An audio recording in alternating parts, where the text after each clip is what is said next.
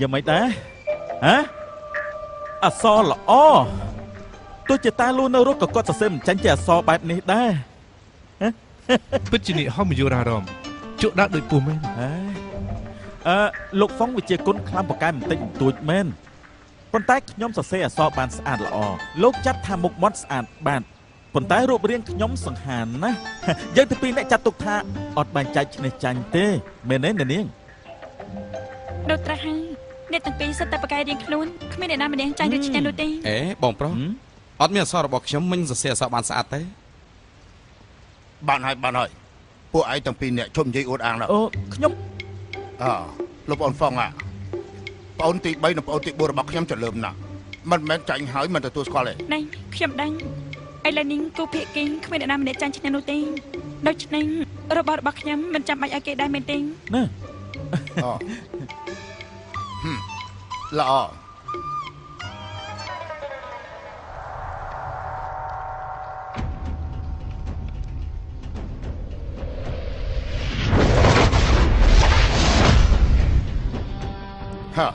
ខ្ញុំយកអុកមកក្តារនេះមកប្រកួតជាមួយនឹងអ្នកក្លាហានចុះណាលេខថាក្តារអុករបស់លោកម្ចាស់ទី2ជារបស់ដែលមានតម្លៃថែមទាំងមានអាវុធសម្ងាត់ទៀតផងលបងហ្វុងបងប្រយ័ត្នបន្តិចណាអាយ៉ាអ្នកនាងពិតជាដឹងច្រើនហើយប្រកែកចាំមែនណាការពិតក្តារអុករបស់ខ្ញុំនេះមិនមែនមានតម្លៃអីទេវាគឺជាដែកឆក់អាចស្រូបយកប្រក់គុជឲ្យជាប់នឹងក្តារដែកព្រោះបើលេងនៅលើទូផ្អៀងផ្អងបើក្របអុកមិនជាប់ក្តារទេច្បាស់ជារញ៉េរញ៉ៃហើយសំណាងឲ្យអិនរំលឹកបើមិនចឹងទេដាល់របស់ខ្ញុំត្រូវក្រាក់អុករបស់គាត់ស្រូបចុះមិនរួចទេគឺចាញ់បាត់ហើយអញ្ចឹងសុំលោកម្ចាស់ទី2ជួយណែនាំផងអញ្ជើញ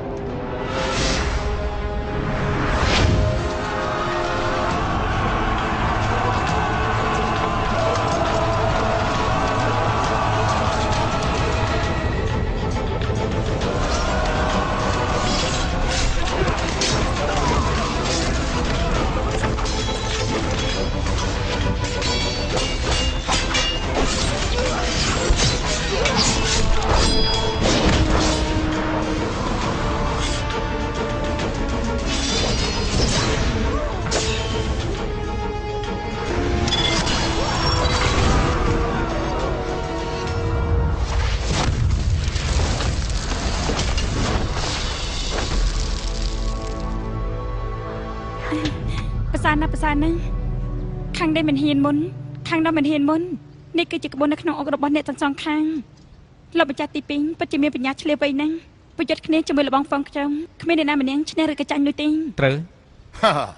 អ្នកនាងជួសើចំអកហើយខ្ញុំរីកខ្លួនណាស់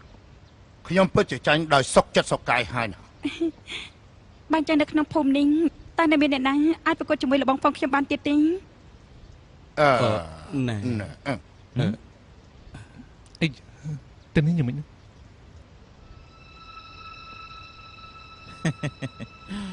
មិនសាលបងចេញលបងធំចេញមក អាយសាមើលទៅណាអ្នកទាំងពីរចាំមកផ្លែណាបងទី4ទៅអញ្ជើញគាត់ គិត សម្លាញ់មកទៅបន្ទប់ទទួលភ្ញៀវផឹកមកពេញទៀតទេ ឡង មកសុំជិះ អញ្ចឹង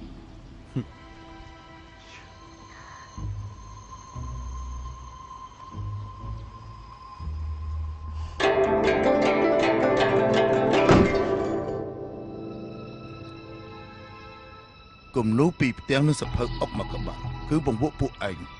ឡើងដល់ថ្នាក់នេះអស់ហើយលេងឡើងខូចខ្លួន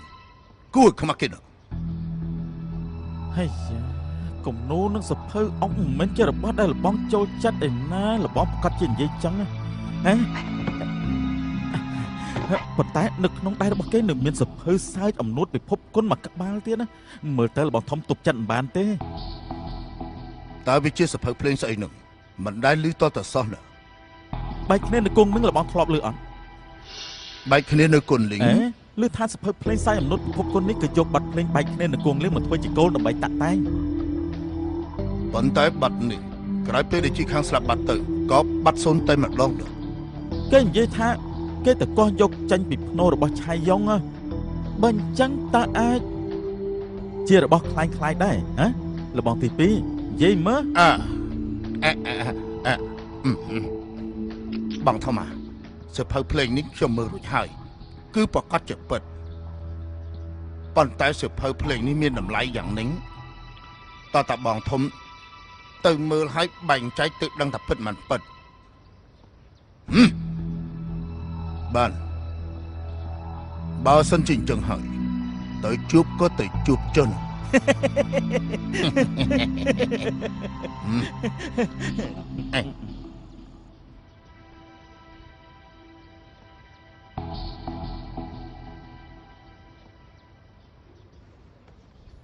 អរគុណ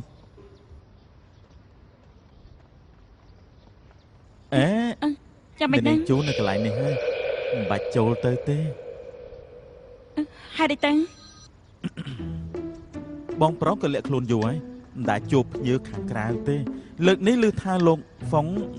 ក្បាច់ដើមប៉កែណាគាត់មានចិត្តស្ញប់ស្ញែងទៅព្រមជួបមិនអញ្ជើញនាងជួទៅជួបទេ មិនបានជួបលោកម្ចាស់ធំគឺពិតជាមានការសោកស្ដាយខ្លាំងណាស់លបងប៉ង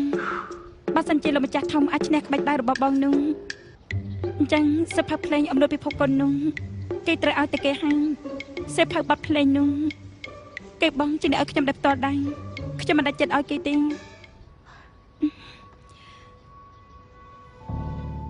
ខ្ញុំឲ្យអ្នកដល់បន្តកាលនៅផ្ទះរសេខៀវខ្ញុំពិតជាយកសភៅភ្លេងឲ្យអ្នកនាងតង់ហ្វាំងដល់បន្តតែក្នុងនេះមានរឿងយីច្រឡំអីមែនទេ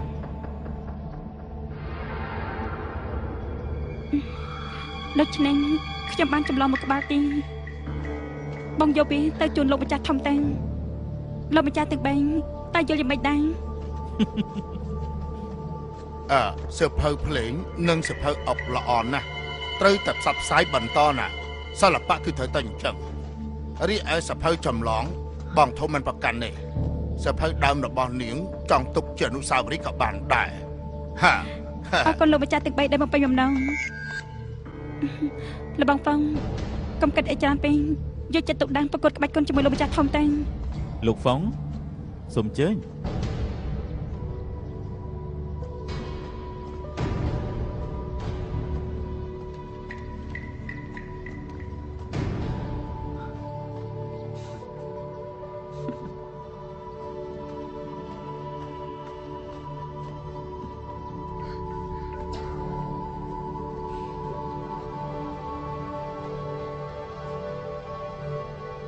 សូមគោរពលោកម្ចាស់ធំ ឮថាអ្នកក្លាហានហ្វុងគឺជាអ្នកស្នងតំណែងរបស់លោកម្ចាស់ហ្វុងខ្ញុំគោរពនឹងកោតសរសើរពីចរិតនិងវិជ្ជាគុណរបស់គាត់តែគួរឲ្យស្ដាយយូរហើយមិនដែលបានជួបគ្នាសោះថ្ងៃនេះបានជួបអ្នកស្នងតំណែងចាត់ទុកថាខ្ញុំបានសម្រេចនូវក្តីប្រាថ្នាមួយទៅចុះតើអ្នកក្លាហានហ្វុងគឺជាកូនក្មួយរបស់លោកម្ចាស់ហ្វុងមែនទេ ខ្ញុំគឺជាកូនសិស្ស របស់លោកម្ចាស់ហ្វុងប៉ុន្តែខ្ញុំជាមនុស្សល្ងងក្បាច់ដើររបស់ខ្ញុំព្រាបម្ដងមួយភាគ10របស់ក្បាច់ដើរលោកម្ចាស់ផង អ្នកក្លាហានដាក់ខ្លួនពេកហើយបើសិនជាកម្លាំងធាតុរបស់អ្នកក្លាហានប្រៀបមិនដល់1ភាគ10នៃលោកម្ចាស់ហ្វុងអញ្ចឹងបងប្អូនខ្ញុំ3នាក់បរាជ័យក្រំដៃអ្នកក្លាហានងាយងាយបានន័យថាកម្លាំងធាតុរបស់លោកម្ចាស់ហ្វុងពូកែរុកស្មានមិនដល់ហើយ ខ្ញុំគ្រាន់តែប្រកួតជាមួយអ្នកដើម្បីតាមធម្មតាប៉ុណ្ណោះអត់មានបែងចែកឈ្នះចាញ់ទេគឺដើម្បីស្រាវជ្រាវវិជ្ជាគុណ អ្នកក្លាហានមិនចេះក្អេងក្អាងពិតជាពិបាករមែន លោកសរសើរពេក ឡោខ្ញុំឮថាអ្នកក្លាហានមានសភៅភ្លេងមួយក្បាលគឺបទសោចអំណុតពិភពគុណអស្ចារ្យសម្បំណាស់ម្យ៉ាងទៀតក្នុងនោះថែមទាំងបញ្ចូលខ្លឹមសារមួយចំនួនរបស់បទគុណលេងទៀតខ្ញុំជាអ្នកមានចំណូលចិត្តនឹងភ្លេងប៉ុន្តែនៅក្នុងចំណោមសភៅភ្លេងចាស់ៗមិនដែលឮមានសភៅបទនេះទេ លោកម្ចាស់ធំសភើភ្លេងគឺជាស្នាដៃរបស់មនុស្សសម័យនេះសូមលោកជឿមើល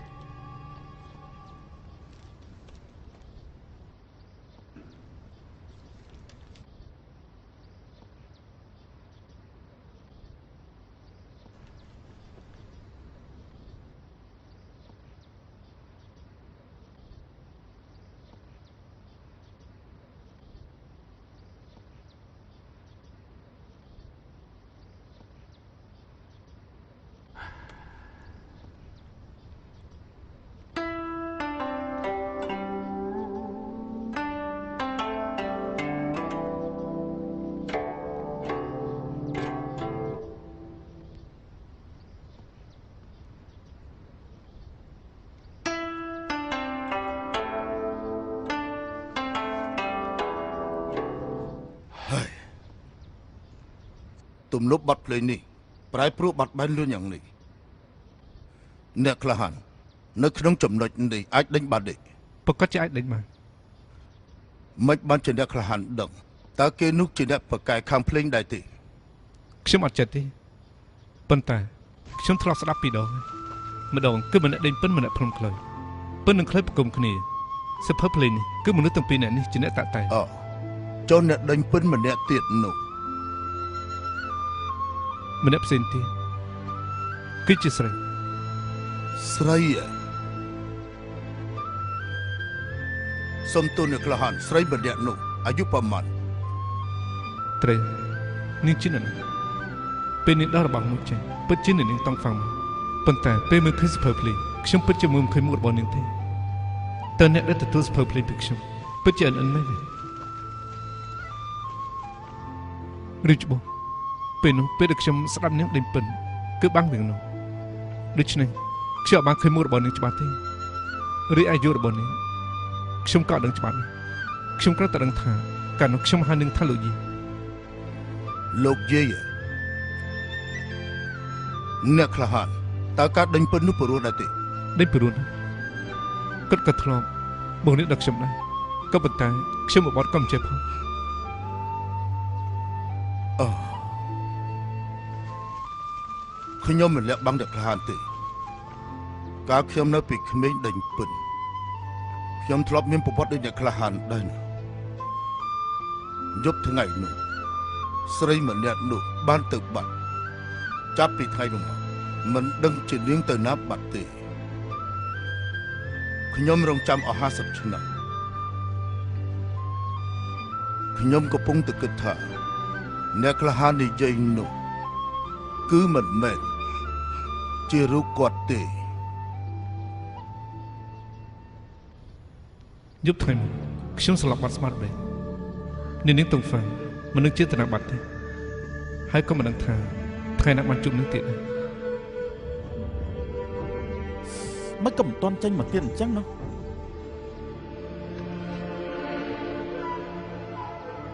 រឿងអតីតកាលទាំងប៉ុន្មានបានคล้ายជាផ្សែងពពកហើយ